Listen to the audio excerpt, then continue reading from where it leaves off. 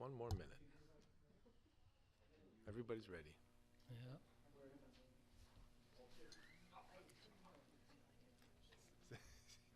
Yeah, you done You got to stand up first and then pull it up. I think we're on, Ross.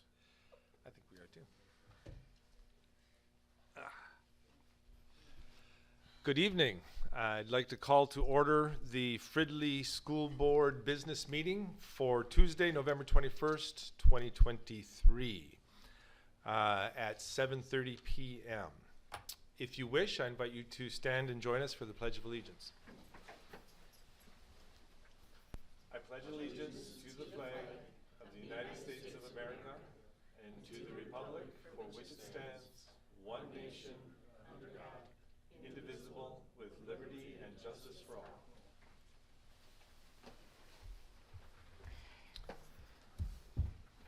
So, board members, we have an agenda in front of us, which you've seen. Any changes to the agenda? Motion to approve the agenda. Second. Hearing no changes, we have a motion and a second to approve the agenda. Without any discussion, all in favor say aye. Aye. Any against? We have an agenda. And the first item on the agenda is our superintendent and staff reports with Superintendent Dr. Lewis. Thank you, Chair Meisner. I'm absolutely thrilled to share with you tonight our Employee of the Month. We are thrilled to share that Christina Hun is the Fridley Employee of the Month. This recognition reflects her incredible work at Stevenson as one of our lunch and recess supervisors. I'm sure many of you recognize her. Christina goes above and beyond as she has become a leader in her role. She acts with kindness, patience, and brings calm to a space filled with voices and constant activity. We are thrilled to have her both as a Stevenson parent and staff member. She is one of the kindest people you will ever meet. Congratulations to Christina. And these words were shared by her principal. So thank you, Veronica, for those words as well. So congratulations to Christina. Congratulations, Christina, and thank you. Next up, I would like to ask Stephen to come up to be recognized. Stephen is recognized as our Community Educator of Excellence Award, and each year the Minnesota Community Ed Association takes the time to honor regional champions from across our state who exemplify the excellent contributions made in their daily work. The award for Community Educator of Excellence is given to those who show unwavering dedication to their service to their community, MCEA, that's the Minnesota Community Ed Association, community ed as a whole, and an overall commitment to collective learning. Our very own Stephen, Director of Community Ed, was awarded the 2023 Region 6 and Statewide Community Educator of Excellence Award. MCEA Executive Director Matt Dickhausen noted that Stephen received the statewide award as an acknowledgement of their work in equity both locally and as chair of the MCEA Equity Committee. We honor Stephen's amazing work with all aspects of Fridley's Community Ed program and their work across the state. Stephen, thank you so much for the amazing work that you do every day here, and we're so proud of you. Congratulations.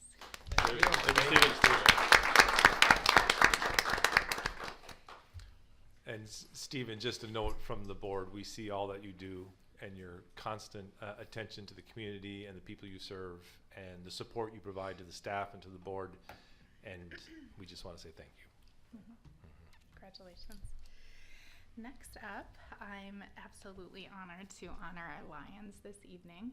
From the moment I first came for my interview, I saw all the support from our Lions, whether it's in our scoreboard, in our cheerleading uniforms. I could go on and on and on and on. And just the warmth you all have had in welcoming me and my family too, it's just been wonderful. So we wanted to honor you tonight with this video to just share just a few voices sharing about the many things you have done with us.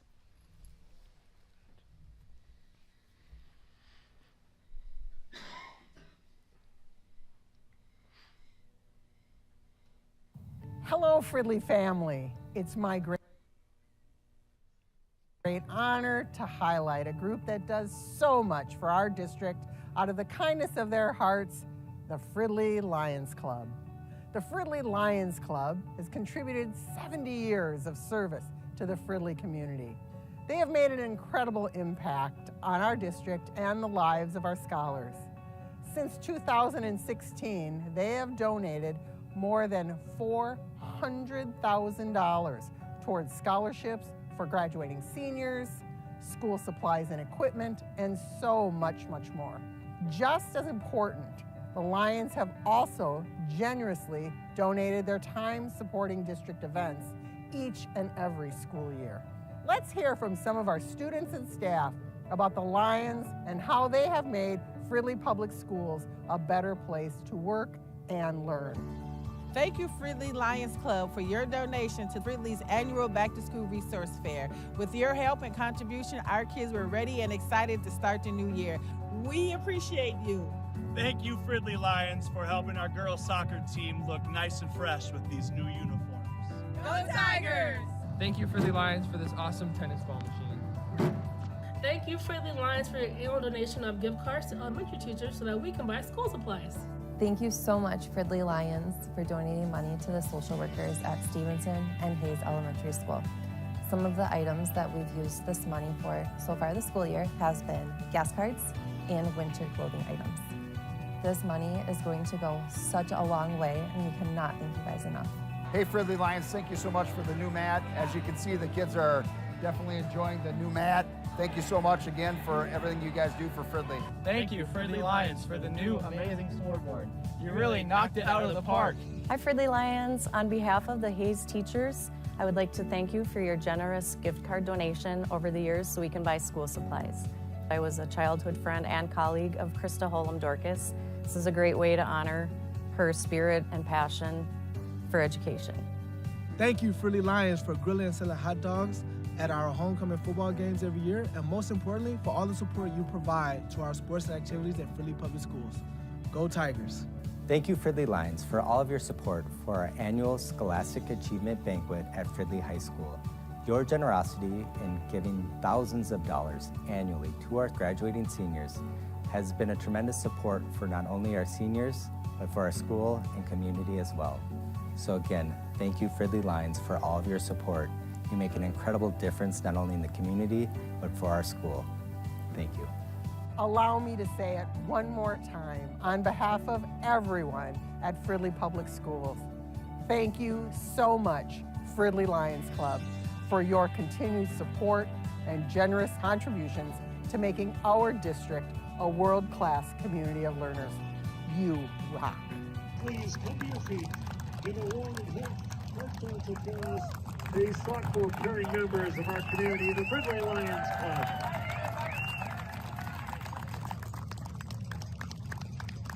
We can't thank them enough for everything they continue to do for our community.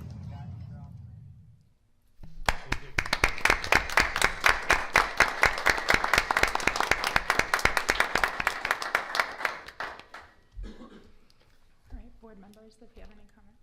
Just in case you didn't hear it enough from Dr. Lewis or from the video, the years of support that you as a community group provide to our families, our students, our staff and teachers, it's been tremendous. And it's a partnership that we certainly didn't and wouldn't expect, but we are thrilled and delighted to be the beneficiaries of it. So thank you all individually and as a group very much. Somebody else? Sure. I'm kind of delighted by the name, the Lions, and I have a personal connection to share with you that I grew up as a nomad in Ethiopia and Somalia, and part of my job was to take care of the livestock and chase the lions away every day. Don't do that here. So as I was watching the story, I was just running, just remembering, the lions and sneaking and kind of trying to, protect my livestock as, I was a shepherd. So it just brings out memories of those days, the lion, the fierceness, the sneakiness. Sometimes they will.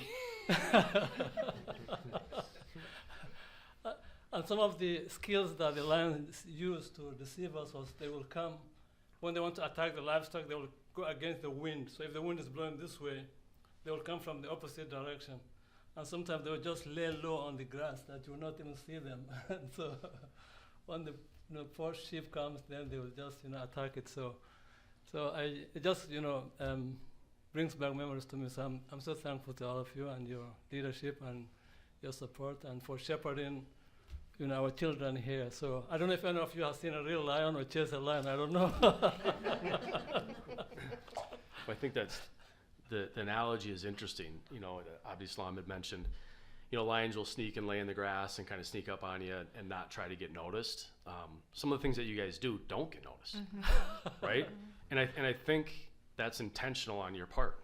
So the video was great. It was fantastic.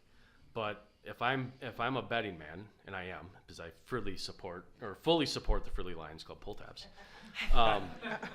I would bet that that's just a glimmer of what you all contribute to our community. So for the unseen things, the sneaky things that we don't even see or recognize, our gratitude.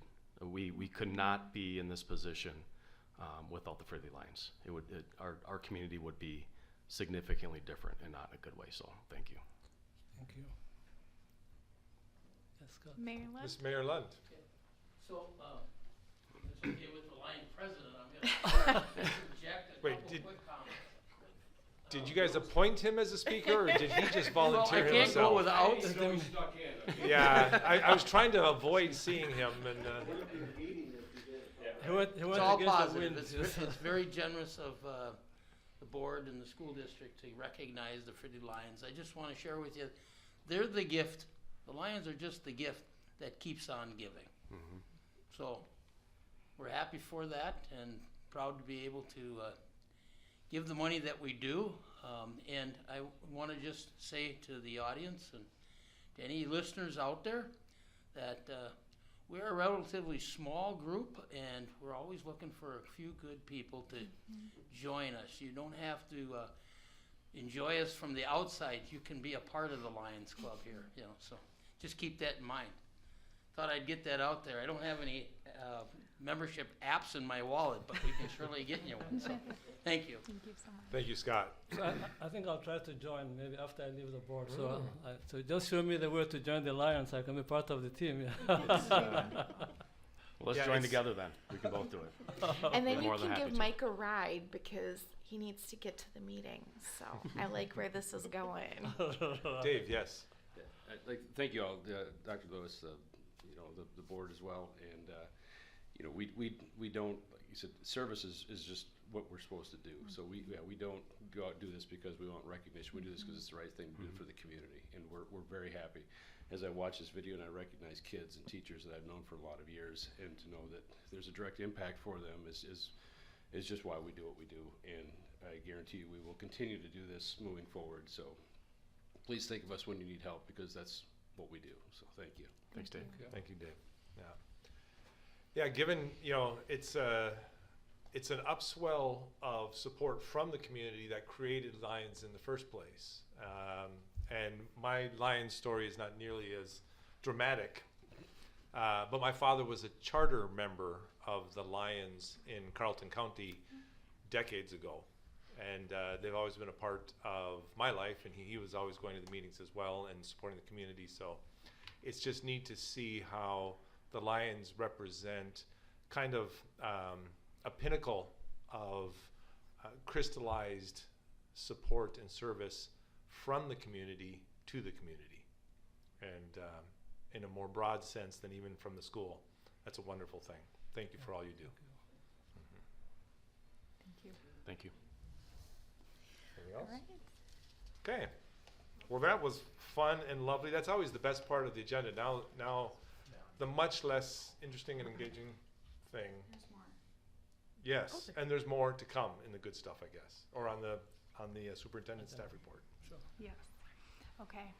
And Lions, you can certainly stay or you can go. Yes. But we appreciate you so much. You do not need to stay. Thank you for attending so that we can Thank thank you. you in person and share Yeah. the video. We appreciate you.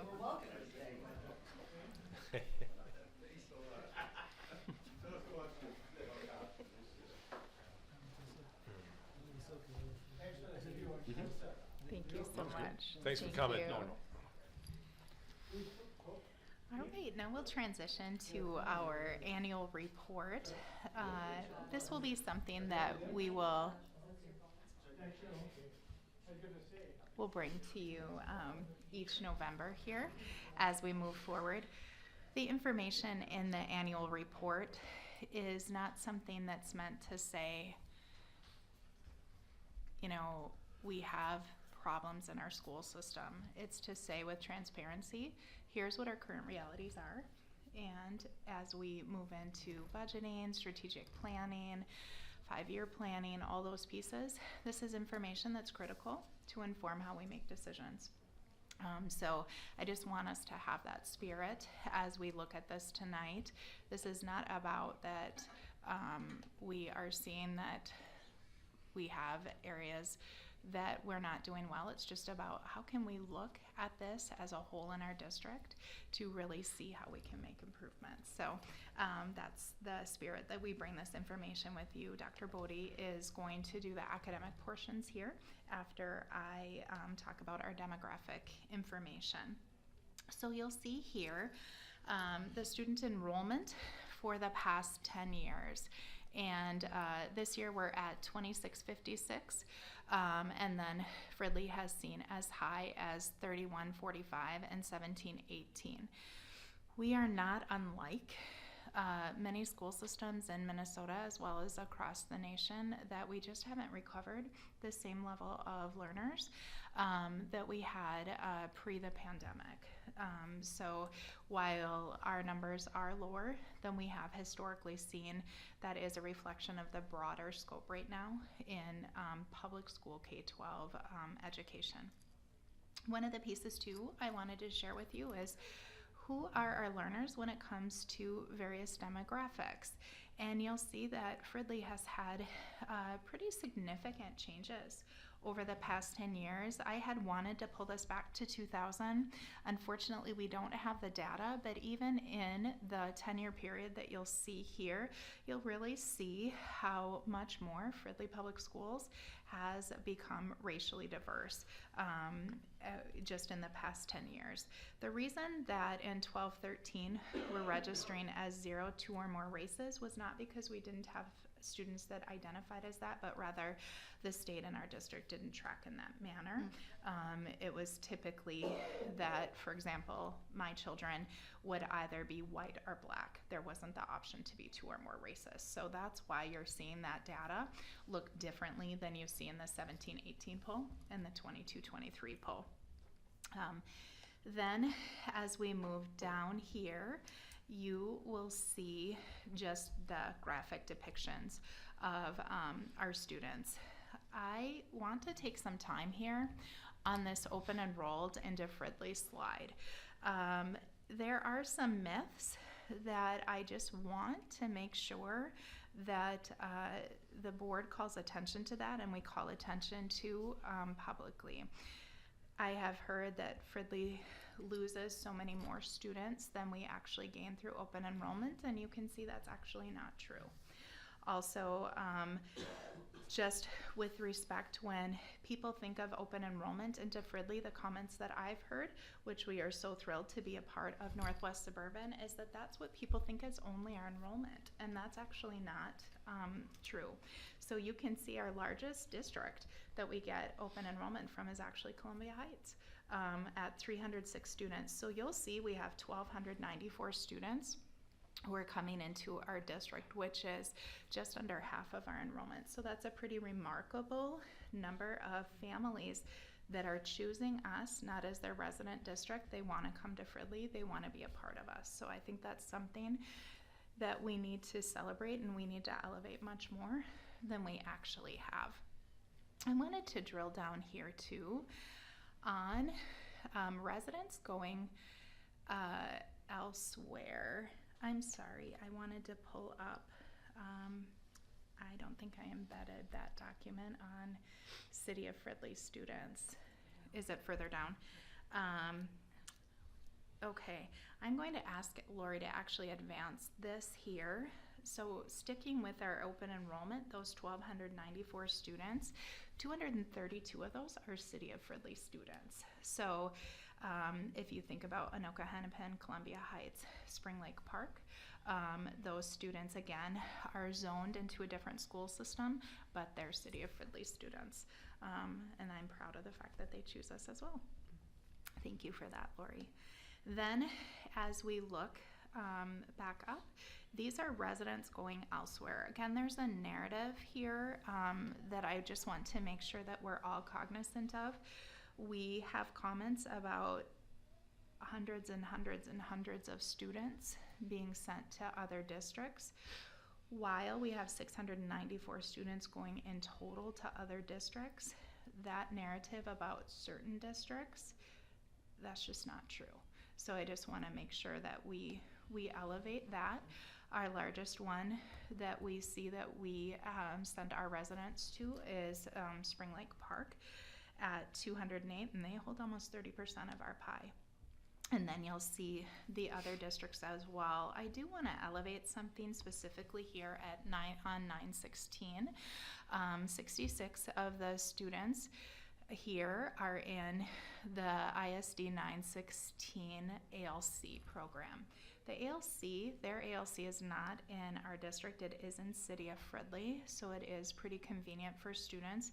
And 11 of our students here are served on an IEP, and they're served at a level that legally and programmatically we can't serve here in Fridley. So I just want to make sure that the 916 program, you understand the difference there of what that 77 students actually encompasses. And I think when folks talk about where our students are going elsewhere, there is this discussion about these other districts, but really charter schools are our next one that we have compared to other school districts. So just want to have these facts. As you can see, we take in more students that are not choosing Fridley as we are their resident district. However, I definitely want us to work as we do our strategic planning and forward thinking on this, that we want to keep many more of our students here, and to really look at what are the components for the other districts that we have. Anoka, Hennepin, Osseo, Brooklyn Center, of course they're part of Northwest Suburban, so there's different pieces there as to what might attract our students to choosing there. But definitely as we look at things like our facilities, things like we're talking about tonight, potentially to really be able, our teaching and learning programming, to really be able to keep our resident students here.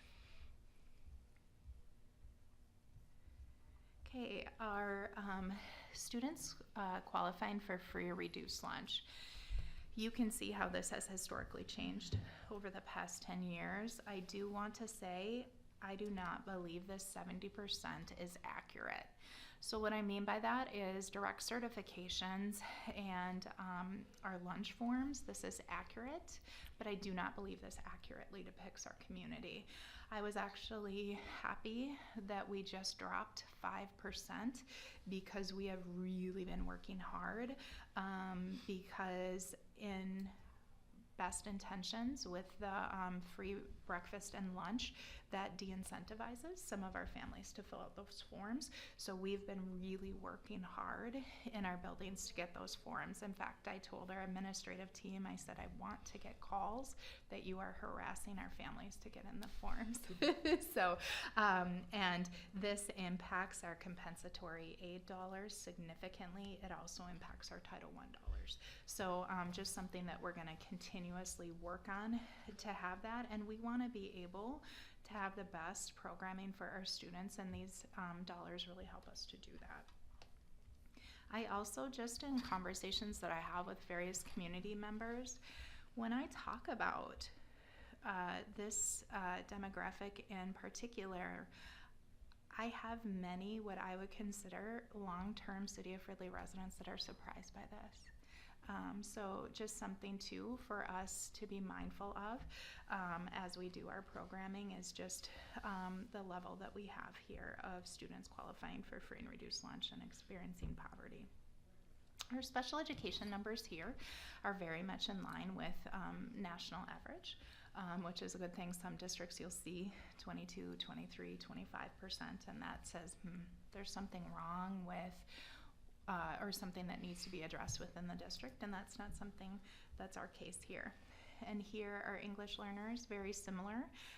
You'll see those numbers here very much in line. What I will say is one of the areas that we are addressing and will continue to address is in a few instances we have had students in EL programming for all 13 years with us, and that's not something that we want to see, because that should not be 13 years of a student in EL programming. So just continuing to do that deep work about supports, professional learning, all those pieces.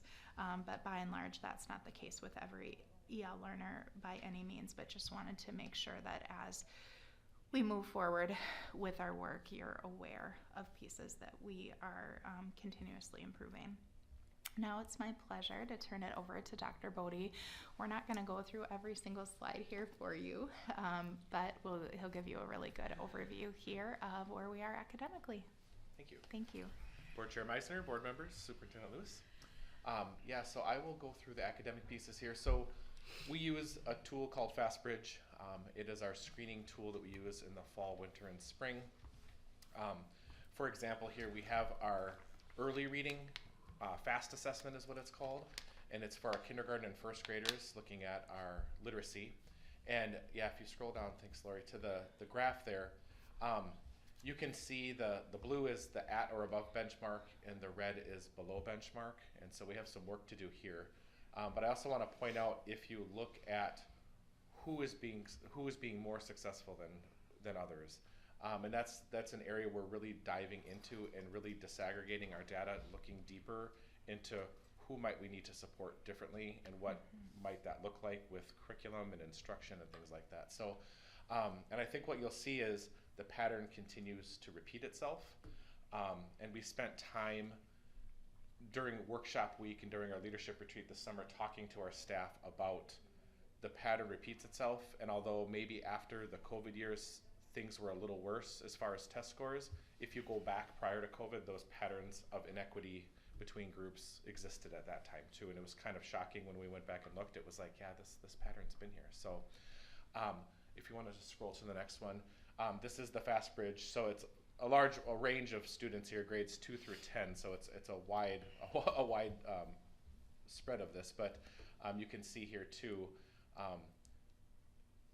our white students tend to perform much higher than our other racial class of students. So again, we have work to do. When we look at our EL population and our EL students, our multilingual learners, we have work to do there as well. And then this kind of a similar repeat here. This is the FastBridge Early Math. It's just for kindergarten. This one's a little bit closer. We see a little bit more equity in the scores. But then as you progress forward into the future years, into math, there becomes a little bit more. When you look at EL, again, look at 2 or more races, we have some work to do there. So that's FastBridge. Those are our screeners. NWA, the MAP assessment, this is what we use for our 7th and 8th graders for math. Similar to the FastBridge, just dives a little deeper into screening and giving us feedback on what students might need. Again, you can see a lot of the same patterns exist with who is finding success and who we need to support more. MCA, so this is the state assessment. We do a reading, a math, and a science every year in the spring, and you can see the percentage of students who are meeting proficiency, which is meets or exceeds the way they describe it from the assessment. Again, there's some work to be done, and especially around science. When I look at the science scores, we have a lot of work to do, and we've been diving into the new science standards that came out a couple of years ago. We're looking at new curriculum, we're looking at some new things right now. We spent a whole day with our secondary science teachers on November 7th as part of that professional development day, really diving into what do those new science standards look like, what does that look like in a classroom, and trying to unpack it, because we have some science teachers who have been here for a long time, and we have some new faces, and we just need to make sure everybody's on the same page about that. And it's time to do a refresh and get some new materials in there, because we do. Excuse me, Dr. Bodie, Yeah. I'm sorry, what grade level was this chart? This was, yeah, if you scroll up there, you can see reading. So reading is given in grades 3 through 8 and 10. Math is 3 through 8 and 11. And science is 5, 8, and then sometime in high school whenever they take biology. Okay. So. And then this is similar data. It's just laid out with our English learners versus non-English learners, our free and reduced lunch versus non-free and reduced lunch, and our special ed versus non-special ed. And again, you can see a pattern exists there where our English learners, special ed, and free reduce are not able to access the same things as students in the other categories. Our IB diploma candidates, this is an area we're working on right now. You can see the numbers dropped quite a bit over the last few years of students who are going for the full DP diploma. It's kind of a mixture of students and who has been involved over the years. You know, for example, we had kind of a large spike in our American Indian and Alaska Native group that one year, and I don't know why that didn't continue on. And you can see for some subgroups, it just depends on the year. But this is an area we want to continue to look more and more at. I will be happy to report, though, I have data in front of me here I just need to look at real quick, sorry. We have currently 16 seniors and 15 juniors as DP candidates. So these numbers are already improving. Katie Snyder, our new DP coordinator, has been putting a lot of work into making sure kids understand what the program looks like and what needs to be done, and supporting them along the way. And then as you can see, the recipients, unfortunately last year, the numbers again were pretty steady for the last few years, not nearly where we want them to be. We would like more students to graduate with a diploma. And unfortunately last year, we did not have anyone graduate with a diploma. So that is an area we need to really work on. But we have students registered for a spring exam in IB. We have 278 students signed up to take at least one of the IB exams. So it feels like, actually, and another 132 students too. So we're making some progress there. So I'm hoping and really believe that by next year, these numbers will really improve. And then lastly, no, we're not lastly, I'm sorry, concurrent enrollment. So this is another area that we can provide rigorous coursework for our students. This is where students take college level courses in our high school. The DP courses are also college level. This is just another way to approach it. So we have a partnership with Anoka Ramsey Community College, for example, to provide some of these classes. And we also have a partnership with Pine Tech Community College for our EMR, EMT programming. And so you can see here, this is the number of students who were enrolled. And again, we broke it down by race and ethnicity.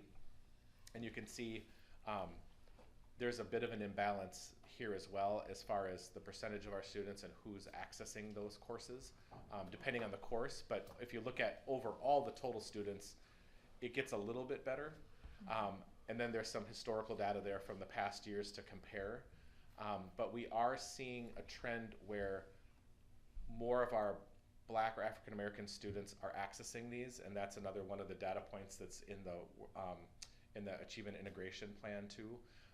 We are seeing an uptick in that and an improvement in that, so that's a positive that we're seeing. And then if you scroll to the last page, this is the same group of students, but this is how many earned college credit by taking that course. Some students might take the course and choose not to get the college credit. They have to make that decision up front. So there are some, I just want to put that caveat in there that it doesn't mean they didn't necessarily do well, some might not have chosen to take it. But you know, we're seeing some students earn college credit, and that's a really good thing, and that we're going to continue to keep working on these types of offerings that we have at our high school for our students to earn that college credit while they're in school. And then they can also, when they take their IB exams, they can also earn college credit that way if they score at a certain level, depending on the school they would attend after high school. So we've got a couple of different options of ways students can get that college credit through Fridley High School. And then the last two areas are ACT. This kind of shows that the national average, interestingly, has also dropped quite a bit over the last couple of years. So we're not alone in this, but we have some work to do. So we are below the state national average, and so that tells me, you know, back in 1920 we were a little closer, and you can see the blue has trended down, so we have some work to do there. And then this breaks it out by race and ethnicity as well. And just on the front end of this, when we looked at the FAST assessments for our young ones in the elementary years, the pattern existed there, and we're seeing some of those same patterns 13 years later now in high school, looking at ACT score, or I'm sorry, it'll be 12 years later, in ACT scores. So we have some work to do there. And as we look at the data, though, when we know better, we can do better. So, and then pre-ACT is the primer in 10th grade before you take the ACT, but it's pretty predictive on how well students would take the ACT the following year. So kind of the same patterns exist. We have some work to do in some of the sub areas of the test. But as we dive more and more into this annual report and we use this from year to year, we're going to see a lot of different patterns and trends that we can continue to address. And again, graduation rate isn't released for 2023, so we added in last year's rates. It just takes the state a little while to calculate those numbers, so we'll probably see that number more in the spring this year, spring of 24. It just takes that long. So, any other questions? This is a really good summary. It's nice to put it together like this. Yeah. Thank you. You're welcome. I just wanted to share one more thing. Thank you, Dr. Bodie. While we are looking at this, we did share a lot about students who are below grade level, essentially, are these measures. One of the pieces I wanted to share is we also need to be working on enrichment in our district. So, for example, last week when we were at a middle school meeting, one of the teachers shared that in her classroom she has a student that can write 1 to 2 sentences and students that can write 5 paragraphs, and there's just not enough of her to go around. We don't have all of the right tools for her as well to be able to provide that support for the student that is performing below grade level. And then the work for students that need that deeper level of enrichment and rigor. So I wanted to make sure to elevate that we know that we have work to do on those pieces as well. Also, not that this is the reason why, but we are also out of compliance with the new legislation around that as well when it comes to gifted and talented pieces like that. And I'm talking broader than gifted and talented, but that is a piece. So just wanted to make sure that we all are thinking as we move forward about all of our learners, including students that need additional supports with respect to rigor. I just make an observation on the enrollment numbers too. So round numbers, we've got 1,300 open enrolling in, and round numbers 700 enrolling out for any school, charter schools, private schools, different things, right, in our district. No, did I miss? 1270. Let me rephrase that, Chair. Not choosing us that are resident districts. Resident district students. So are you talking just charter and district, or are you talking about all students? I might have misheard or missing the number here. Yeah, Okay. so it's 1,270, but Okay. that comprises everything. Okay. All right, that's what I wanted to clarify. Thanks. Thank you. Questions, discussions about this data? Okay. Thank you so Thank you. much.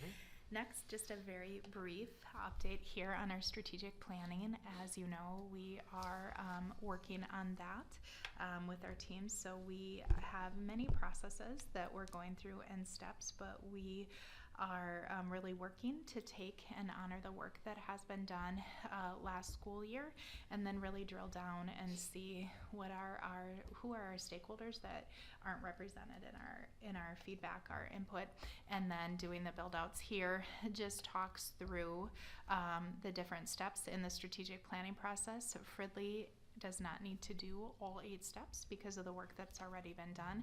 So we are kicking off that work. Really, we kicked it off in October, and now we will be working with cabinet, our district leadership team, as well as various stakeholders here in the next coming months. And our hope is really to have our strategic plan done in May, and then just really using it as a centerpiece as we kick off next academic year. So just excited about that work in front of us. And then Last here is an exciting update from the last meeting that with our international talent, Fridley put into United States Citizens Immigration Services request for an H3 visa, which is a special education exchange visitor trainee program that gives us a visa on an individual for 18 months. We have chosen to hire above the requirements of this specific visa. So we have hired only individuals that have a bachelor's degree in special education and can obtain most likely a Tier 4 licensure in special education through the Minnesota Department of Education. This not only allows us to have our trainee program, which we will be having our H3 recipients working as special education paras, but then this will also serve as a pipeline for us to have special education teachers, because so often we hear about pipeline programs, but we don't have anyone to pipeline from. So Fridley is very excited to be what we believe the first in the nation here to get this, and I'll just reiterate that this is work that we really need legislative help at the federal level, and Amy Klobuchar's team is very interested in this work. What I am requesting, and Minnesota Association of School Administrators is backing this request and going to be lobbying on it, is to have the cap. Unfortunately, there's only 50 visas per year available through the entire United States. So this is a fantastic program, but 50 visas is not going to go very far. One of our districts that is close to us here has 86 paraprofessional vacancies. So that just gives you the scope of one district. So we are actually asking for this visa cap to be removed completely and have unrestricted as well. We have provided the rationalization that this visa category is not going to take away workforce jobs for domestic talent here, because there's no one filling them. So any chance you can get to lobby on the cap removal on this, I would appreciate. So with that, that concludes my update. Wonderful, congratulations. Thank you. Fantastic. We're excited. Mm-hmm. All right, well, thank you, Superintendent Lewis, for all of them, and Jason and everybody else, thank you for the updates. And we are on to the next item of business, which is our resolution to accept gifts. And we have one. So we have Board Policy 706, which establishes guidelines for the acceptance of. Can we ask for World's Best Workforce Plan approval? Thanks. Sorry, so we had okay. one more item. Thank I you. was ready to go. So back to agenda item C and the World's Best Workforce approval. Is that something that you want to cover? That's Dr. Bodie will provide a brief summary that builds off of what we had in our work session. Thank you.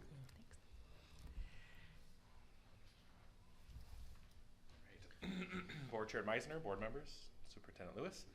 Yeah, I'll continue going with this theme of data. So if we look at through our World's Best Workforce and A&I plan update, if you want to go to the next one. So we want to look at our World's Best Workforce and A&I plan from this past year and the past several years for A&I, and then also look forward at the new plans. If you want to go to the next. World's Best Workforce focuses on these 5 areas: students ready for kindergarten, all students in 3rd grade achieving grade level literacy, closing achievement gaps, all students are career and college ready by graduation, and all students graduate. So the state asks us to write goals around those 5 areas, and then Achievement Integration Plan is somewhat related but linked to our World's Best Workforce Plan, but this takes it a step further and really looks to increase racial and economic integration, reducing achievement disparities, and increase access to effective and diverse teachers. And this is just a diagram that kind of shows you how it all works together. So we have our district strategic plan, which Dr. Lewis just talked about, is in process right now. The state has the World's Best Workforce Plan as well as the Achievement Integration Plan. Those things kind of work simultaneously together. Those 3 large plans kind of come together into a lot of our sites by looking at our site improvement plans. So most of what you see in the site improvement plans will link back somewhere to one of those. And then it's also supported by our Alternative Compensation Plan, or ACP, to provide that professional development and observation and feedback for our teachers. So that's just kind of how some of the larger scale picture or the programming works together. All right, and the results from last year is for our All Students Ready for Kindergarten, we're fortunate we have a really robust preschool program and early child family ed program here in this building that we're in right now. And we shifted goal area from the previous year to this last year, looking more at discriminating rhyme and alliteration and also units of sound, because we really want to get at the fundamental pieces of learning to read early on. The letter naming piece was just not quite cutting it. Our students were also meeting 95% of that goal, so it was time to move on to something a little bit more important. As you can see, we didn't make it in two of the areas. We came close in one of them, and then we exceeded in the alliteration piece. So we're going to continue to work on that, and I'll talk about that more in a minute. And then for all students in grade 3 achieving grade level literacy, we made progress to 34.7%, but we didn't meet where we wanted to get to as 45%. And then trying to reduce the achievement gap amongst our groups. We looked here specifically at free and reduced lunch and non-free and reduced lunch. We're trying to shrink that gap to 12 points between the results, and you can see we got 26.4. Now both groups increased and increased in proficiency, which is good to see, but the gap widened. So we want to keep working on that. And that was for reading, and the same thing with math. Again, both groups improved, so that's a celebration, but the gap continued to widen, which is the area we got to keep working on. And then students being college and career ready, we're looking at the ACT scores, specifically around the reading benchmark. Again, made some progress from the prior year, but we didn't hit our 33%, we got to 26%. And again, as we talked about in the annual report, the graduation rate hasn't been released yet, so we'll report back more when we hear that. And then for achievement integration, again, they have goals in this. I referenced this one before with our rigorous coursework. So we look at our DP courses and our concurrent enrollment courses, and we did see an improvement in specifically our Black students enrolling in these courses. We were 11.2% in 2020, and we were aiming for 17% 3 years later, and we got to 27.4. So we're seeing a positive direction there. Again, lots of work still to do, but that is a positive. Another goal in here was to increase systematized student opportunities for students to participate in. So you can see there, the 5 bullet points on the left were what we started with. We added in the Kings group, the Salam Club, and then the final year we added in this Guys with Ties, where students in grades 3 through 6 met during lunchtime, worked on role modeling and other like standards of excellence for classrooms, how to keep working on confidence in academics and social settings, and then ultimately learned how to tie a tie, which is a great skill to have. And then our third A&I goal was around making sure that our staff was understood culturally responsive pedagogy and was trained at 90% or greater. So we met that all 3 years, as 90% or more of our staff was trained on equity, inclusion, and restorative practices. So now moving forward to this year's plan, what are we going to do next? Again, those 5 areas. What's interesting is the state just came out with the READ Act. So that has come down. We talked about that at the previous board meeting and adopted a policy around that. So that the standard is changing. It's not just all students read well by 3rd grade. It's going to be all students read well every year. So that hasn't quite changed in the language of World's Best Workforce, but I anticipate that will come. So again, you'll see the same layout because we're really getting at the rhyming, alliteration, and units of sound. But what's different about this year than was in previous years is we have purchased and implemented and are implementing and invested in Haggerty phonological awareness curriculum and training for our preschool teachers. So they're getting this similar training to our K through 6 teachers are, and it all flows together from preschool on up. And so we're seeing a lot of great feedback from the staff and the students more anecdotally right now. The kids are really engaged. We sat through one of the building goal meetings this morning, and we heard how much it's impacting kids wanting to come to class and wanting to participate and staying really engaged. And they're seeing less kids ask for breaks and even leave the room because they enjoy what they're doing. So that tells me as an educator we're hitting the nerve somewhere. So that's good. If you want to go to the next one. So again, 3rd grade achievement, but we're aiming for every grade level. We're gonna up the standard here. And to take it a step further, I listed there, I won't read them all to you, but we have a bunch of new curricular pieces that we've adopted for grades K through 6 that are really going to support what we're doing. And they don't add a lot of extra time into the day, but we've talked a lot about what do we need to shed away to make room for some of these things. But as you can see, for phonological awareness, it's like a 7-minute daily lesson. And for the foundations piece, where we get into phonemic awareness and phonics and sight recognition, it's a 30-minute lesson. But these are the fundamental tools and the fundamental curriculum that I think is going to move the needle. So when we come back to these scores next year, I think it's going to look a lot better.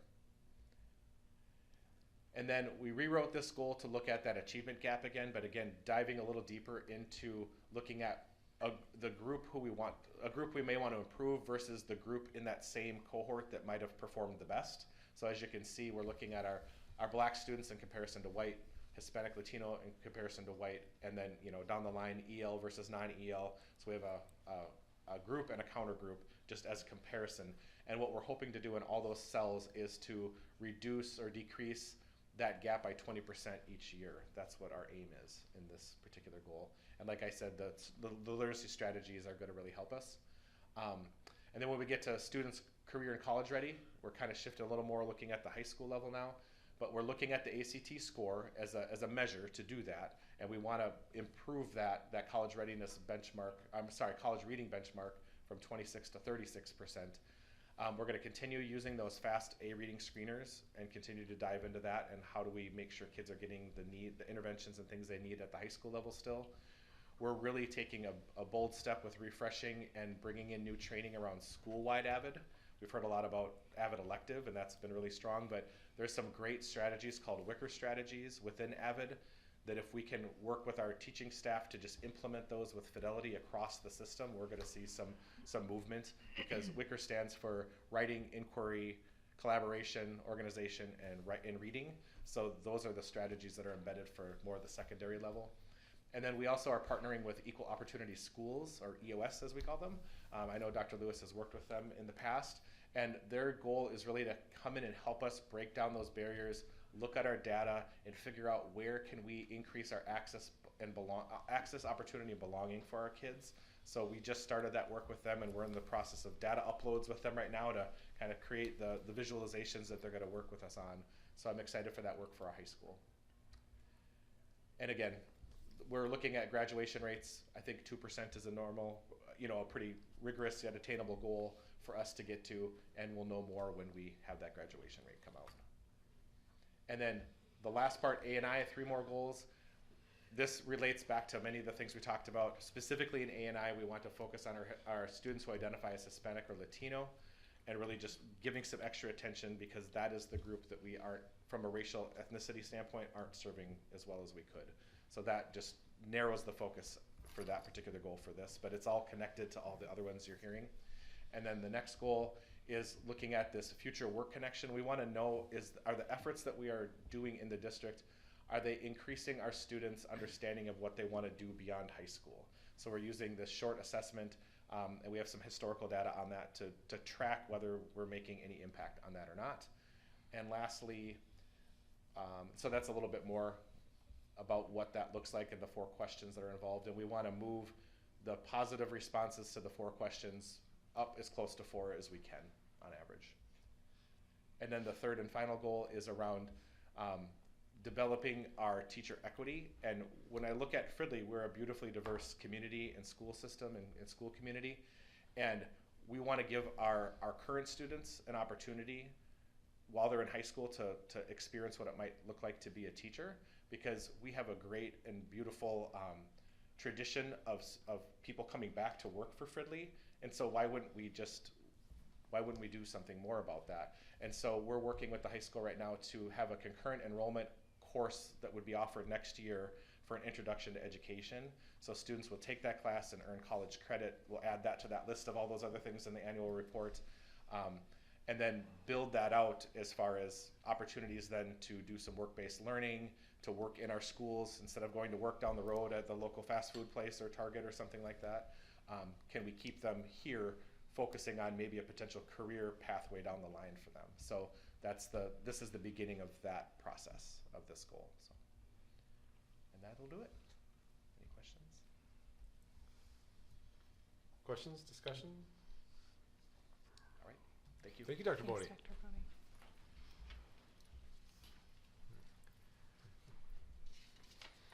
Okay. Anything else in the superintendent section? We're good. Thank you. Okay. Bless you. Thank you for all that. That's a lot of content and a lot of work. Now we'll go on to the next item on the agenda, and that is the resolution accepting gifts. The School Board Policy 706 establishes guidelines for the acceptance of gifts to the district, and Minnesota Statute 465.03 states the school board may accept a gift, grant, or device of real or personal property only by the adoption of a resolution approved by 2/3 of its members. Therefore, be it resolved that the School Board of Fridley Public School accepts with appreciation the following gifts received by the school district. A donation to Hayes and Stevenson Elementary Schools from Barb Pass of homemade winter hats for students in need. I will move that we accept this resolution. Is there a second? Second. We have a motion and a second to accept the gift from Barb Pass. It's a roll call vote. Dr. Adam? Aye. Ms. Anna? Aye. Ms. Jones? Aye. Mr. Carnop? Aye. Mr. Meisner's yes. Ms. Stark? Aye. And that's pass. Our next resolution is an annual resolution. I'm sorry, it is not. This is the Minnesota State High School League Foundation grant. Do we have some discussion on this, Dr. Lewis? You are actually right, Chair. This is an annual resolution to apply for the MSHSL Foundation grant that provides funds for students to have reduced or free activity fees for those students that qualify for them. So we're asking for board approval tonight. Excellent. Any questions or discussion on this? Then, is there a motion to accept this resolution? Motion moved. We have a motion Second. and a second to accept the motion for the Minnesota State High School League Foundation grant. This is also a roll call vote. Ms. Anna? Aye. Ms. Jones? Aye. Mr. Carnop? Aye. Mr. Meisner's yes. Ms. Stark? Aye. Dr. Adam? Aye. And that passes. Our third resolution is the consolidation of polling places, and this is also an annual one. Any comments from Dr. Lewis? Anything on this? Just that this is to hold any special elections in a non-election year at one polling place for the community center right here. Yep. Is there any questions or comments about this resolution? Motion to accept. Then we have a motion to accept the resolution, Second. and we have a second. Thank you. All right, so we have a motion and a second to accept the resolution to consolidate polling places for off-year elections, and they would be consolidated here in the Fridley Community Center at 6085 7th Street Northeast in Fridley, and that would be a consolidation of all city precincts, of which there are approximately a dozen or so. Any questions or discussion? Then it is also a roll call vote. And Ms. Jones? Aye. Mr. Carnop? Aye. Mr. Meisner's yes. Ms. Stark? Aye. Dr. Adam? Aye. Ms. Anna? Aye. And that passes. Our next item of business is motions for the second reading and adoption of policies. And it looks like the first one up is policy 902 with Mr. Keeler. Board Chair Meisner, board members, and Superintendent Lewis, I come before you with the second reading of policy 902, which is the use of school district facilities policy. I'm happy to report there is no changes since the first reading. Very good, thank you. Any questions or discussions on this? Policy 904 then, please. Mr. Collins, I believe. Thank you, Chair Meisner, board members, and Superintendent Dr. Lewis. You have in front of you policy 904, distribution of materials. I am also happy to report there have been no additional changes made since the first reading. Thank you very much. Any questions or comments on this policy? Hearing none, I'll move that we accept these policies. Second. And there is a second to approve the second reading of policy 902 and 904. With no further discussion, All those in favor say aye. Aye. Any opposed, nay? And that motion passes. Our next item of business is the consent agenda. And we have on the consent agenda today minutes of the closed session, work session, and business meeting held on October 24th, 2023, and the special session held on November 16th, 2023. The monthly financial reports, new contracts, amendments, leaves of absence, and resignations, the Nutritional Services Master Agreement for 2023 to 2025, and the World's Best Workforce Plan for 2023 to 2024 that we just heard a little bit about. If there's no discussion on the consent agenda, is there a motion to approve it? Motion to approve. We have a motion Second. and a second, thank you. To approve the consent agenda, all those in favor say aye. Aye. All opposed, nay, and that passes. Our almost last item on the agenda then is the important future school board dates, and we have a few. We have no school for Thanksgiving holiday this week, Thursday and Friday, November 23 and 24. We have our free family movie night. The movie is Elemental on December 1st at 7 p.m. here in the auditorium. We have Hayes Better Together Parent Group, December 4th at 5 p.m. at Hayes. The middle school holiday band and choir concert is December 5th at 7 p.m. here in the high school district auditorium. We also have the Fridley High School Holiday Spectacular. That is December 14th, 7 p.m. in the district auditorium. And the upcoming Fridley Public Schools board meetings is December 19th, 2023, with a work session at 5:30 p.m. The Truth in Taxation at the annual session at 7 p.m. and the business meeting here in this room at the Fridley Community Center at 7:30 p.m. as usual.